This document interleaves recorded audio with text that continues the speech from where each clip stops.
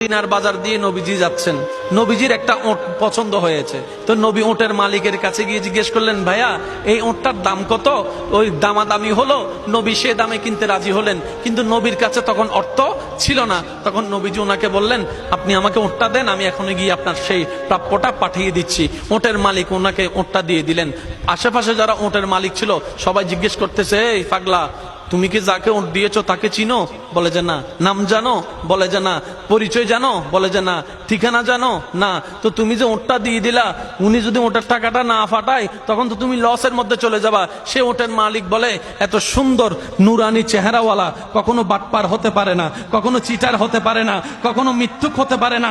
ওনার চেহারা দেখেই তো আমি ওট বিক্রি করার আগে মনটাই বিক্রি করে দিয়েছি, মনটাই বিক্রি করে দিয়েছি, মনটাই বিক্রি করে দিয়েছি। তোমরা যাই বলো, আমার মন বলে উনি আসবেই আসবে, টাকাটা পাঠাবেই পাঠাবে। এই কথা বলতে না বলতে কিছুক্ষণ পরে নবীজির একজন সাহাবা এসে বলছেন, একটু আগে একজন ওট নিয়ে গিয়েছেন, কাছ থেকে ওটের মালিকটাকে একটু দেখতে চাই। উনি বলে যে আমার থেকে। তো উনি বললেন, আমাদের নবী আপনার থেকে ওটটা নিয়ে গিয়েছেন, ধরেন ওটের টাকাটাও দিয়েছেন, আপনাদের খাবার জন্য কিছু খেজুরও হাদিয়া পাঠিয়েছেন, খেজুরও হাদিয়া পাঠিয়েছেন। ওই ওটের মালিক বলে, ভাইয়া টাকাটাও রাখেন, খেজুরটাও রাখেন, আগে আমাকে ওনার কাছে নিয়ে যান। আমি ওট বিক্রি করি নাই, আমার দিলটাই বিক্রি করে দিয়েছি। ওনার চেহারা মোবারক দেখে আমার মনটাই পাল্টাই গিয়েছে, আমি কালিমা পড়ে মুসলমান হয়ে যেতে রাজি আছি। সুবহানাল্লাহ।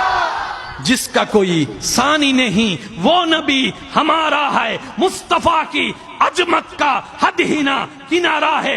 आशिक बोले, लम याति नजीर कफी नजरिन मिसले तुना शुद्ध पैदा जाना। চিৎকার দিয়ে বলেন না সুবহানাল্লাহ।